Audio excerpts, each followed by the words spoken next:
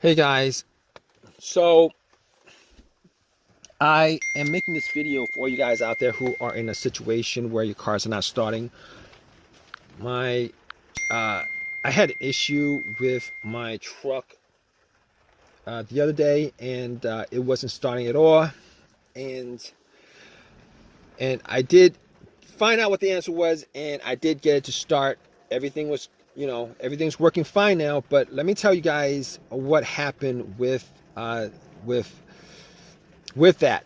So basically, I was parked at a Home Depot and went to get some stuff. Came back out, tried to start the car, tried to start it, and nothing happened. Nothing happened.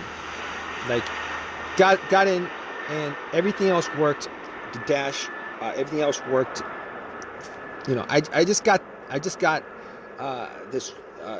this truck a couple months ago, but and it drove fine. Everything worked fine, except could not get it to crank this time around. But once I got in, everything, all the chimes were good, or all the everything worked, except it wouldn't crank. Like radio, uh, blower motor, everything was working, except it wouldn't crank. So I was like thinking to myself, okay, I wasn't in the Home Depot for that long. I was in the Home Depot for maybe like 45 minutes or something like that. Maybe I left the lights on. So first thing I did was I turned on the lights. Turned on the lights, and they were pretty bright. Went out, checked out the lights, the headlights, and they were pretty bright. I'm like, maybe it's not the battery, because first thing that came to my mind is the battery. I don't know the history of the battery. So anyway, I popped the hood, looked at the battery. Battery was like 2 years old. Like possibly the battery, but seeing as how bright the lights were, it should have just done a slow crank if the battery was weak. Scratching my head over it, I'm like, okay, terminals were dirty. Let's clean up the terminals. They were a bit loose, and I had a little ratchet set, and I ratcheted it up, tightened it up, and I was hoping that was the issue. Went back and tried to start it, and had the same issue. So I was like, okay. Crossing my fingers that it was the battery that was the issue, and I went back to the Home Depot, bought a battery for it, popped it in, and was hoping that would fix the situation, and nothing at all. So I was like, okay, I can cross off the battery, probably can cross off, pretty sure I can cross off the alternator. Battery, not the alternator, because if it was the alternator, definitely I would have been able to, the car would have turned on. The truck would have turned on. I would have been able to get like at least 20 miles off of driving just off the battery alone, without the alternator charging it. If you guys haven't done that, if you guys are in a situation where the alternator is dead, you guys can actually just pop in a fully charged battery and then drive for a good 20 to 30 miles with all of the accessories off. Good tip for you guys. But wasn't the alternator, so I was like, what's next? I'm going to check the ground wires. And the ground wire was good. From the negative of the battery, I actually did check that when I changed up the battery. The ground wire was good. It was connected. There's no corrosion on it. A little bit of rust, no corrosion. I'm like, okay, not the ground wire, not the battery. Can eliminate the alternator. What else could it be? So I'm looking around. I'm like, fuses and relays. But before I did that, I was like, maybe it's possible that the car's computer is having issues. Maybe it's the PCMs that's causing it. So I went and I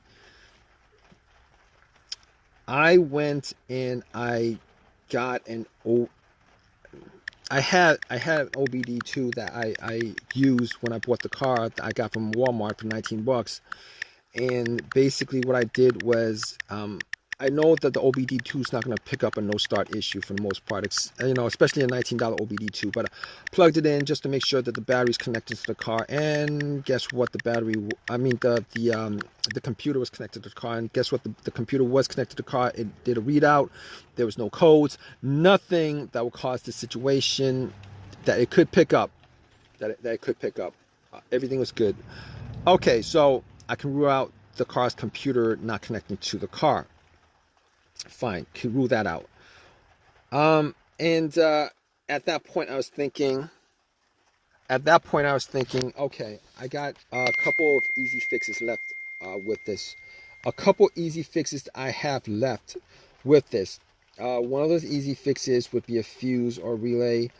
And I was crossing my fingers that it may be a relay. But thinking about it, I thought about it. I was like, okay, every time I try to start, and I did try to start at least 20 times, it would make a click. And it would keep on making like one click on each try. And one click on each try, pretty sure that that's coming from the relay. All right, because if I had heard no click at all, I would know that maybe the relay was having issues, because the relay, that click is just a relay initiating from the battery to the battery initiating contact to the starter, battery to relay to starter. Anyway, at that point I was able to rule out the relay. Thinking more about it, I was like, maybe it's one of the fuses. Maybe it's the fuse to the starter. And I was thinking all these situations that I had previously, and before I got this truck, I actually did have an Acura. And one of those situations that occurred when I had that Acura was a no start, no crank situation.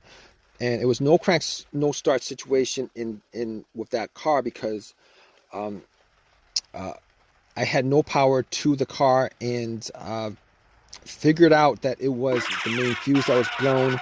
I pretty much connected two screwdrivers, two male ends of the screwdrivers to where the fuse terminals were, and the car powered on and started up. Unfortunately, it was not an easy fix for this. For this, because I was getting power. I was getting power for everything except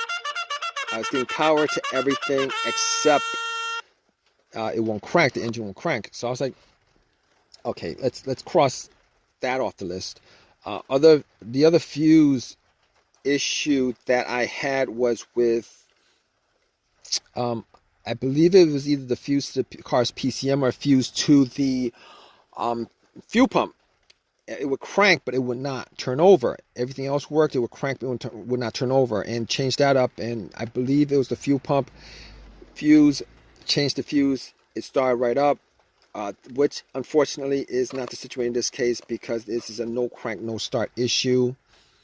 It will not crank at all. So at that point, I pretty much crossed off pretty much everything that could possibly be the issue except for the starter. Now, here's this issue.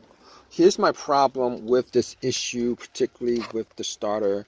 Now, well, not exactly a problem, but the guy who sold me the car told me that the starter was changed up like, a year and a half ago. He's selling the car with a starter that's practically brand new. Only put on a couple thousand, like 5,000, 7,000 miles on the car since he swapped out the starter. And I was thinking to myself, maybe it is the starter. Maybe it is the starter. So I was like, at that point, I was like, there's no way I could test it out. I could, but there's no way I could test it out, particularly in a Walmart parking lot. So I was like, I have my tools with me and everything. So called AAA. AAA picked up the truck, drove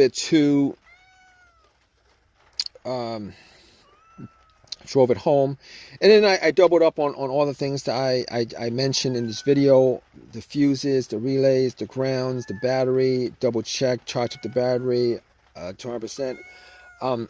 Everything was checked out. I did a bump test on the on the relay sockets with a pin. The starter did not start up. I was like, okay, pretty sure it's a starter. And at that point, I was like, at least 99% sure it's a starter. Took everything, went to the starter, took a cable from the positive line, hooked it directly to the terminal on the solenoid, did not bump at all. I knew about close to 100% that it was a starter. Took the starter off, went to AutoZone, had them do a test on it, and the starter was the problem. Anyway, at that point, I was like, okay, let's uh, got a rebuilt one for about 150 after the core was given to them, 150, 160, whatever it was. Popped the starter in, and you know what? I was hoping that it was the starter. Popped the starter in, turn it on, and it turned on. It turned on, and I was glad that it was a starter. I mean, it was. I was disappointed that the starter was the problem after being told that it was replaced, but things happen. But of all things that could happen, wasn't the biggest deal in the world. Got the starter put in, and got the truck to work. I'm all good with it. If you guys are in this situation, you guys are still with me, just go through all the steps as far as what I've mentioned in this video.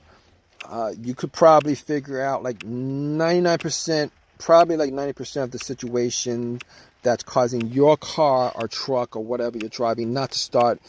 It's probably because it was probably caused by one of those things that I mentioned. All right, it's probably caused by one of the things that I mentioned. But if I've helped you guys out, please give me a thumbs up. Please subscribe.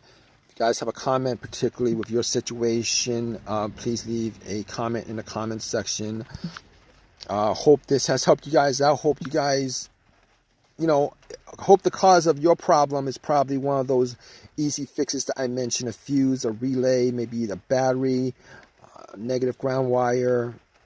Even the alternator is probably easier to replace. But anyway, regardless of that, take care, guys.